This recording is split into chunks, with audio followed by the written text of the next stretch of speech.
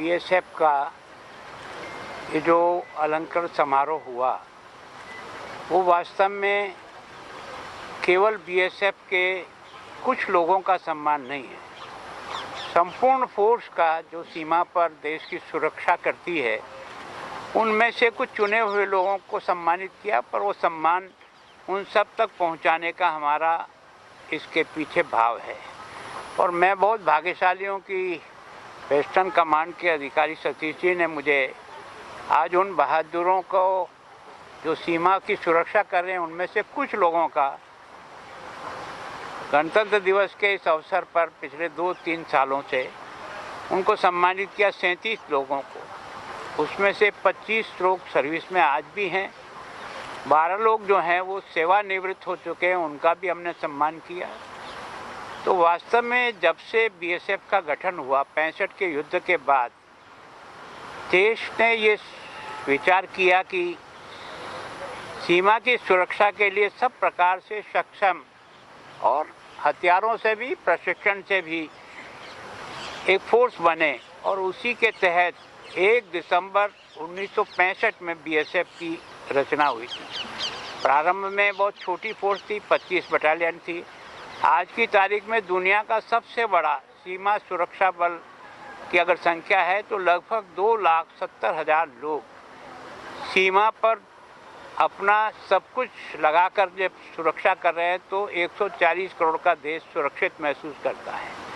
तो उनकी इस अदम्य साहस और सेवा के कारण से देश उन सब के प्रति बहुत ही आदर भाव रखता है, सम्मान रखता है। और प्रधानमंत्री जी ने तो कई बार सीमा की अंतिम चौकी तक भी जाने का प्रयास करके अपने सैनिकों के साथ उन्होंने दीपावली का त्यौहार मनाया। उनका कहना है कि सीमा के जो गांव हैं उनका सर्वांगीण विकास हो, उसके लिए भी सरकार अलग से फंड देकर के प्रयास कर रही है। और मैं भी यहाँ के 6 जो बॉर्डर डिस्ट्रिक्ट हैं उनमें गया हूँ, बीएसएफ के लोग, आर्मी के लोगों के साथ, वहाँ की स्थानीय पुलिस के साथ, लोगों के साथ मिल कर के, और मैंने उनकी जो बैठक ली उसमें लगता है कि स्थानीय लोग भी उनके प्रति बहुत ही सम्मान और रेस्पेक्ट रखते हैं और आपस में एक दूसरे का अच्छा समन्वय है, जिसके कारण से हमारी सीमाएं बहुत सुरक्षित है। आज वास्तव में उन बहादुर सीमा पर लगे हुए लोगों में से कुछ लोगों को जिनके अच्छे काम के कारण से सम्मान दिया गया था, उस अलंकरण समारोह में मैं भी वेस्टर्न कमांड के अधिकारी सतीश जी के कहने से उपस्थित में आ जाऊँ। मैं बहुत अपने आप को गौरवान्वित समझता हूँ। एक बार उन सबको और उनके परिवारजनों को भी मैं अपनी ओर से बहुत बहुत बधाई देता हूँ। सर, आप भी और पहले जो गवर्नर थे वो भी कई बार दौरा कर चुके हैं, खासतौर पे बॉर्डर इलाके का।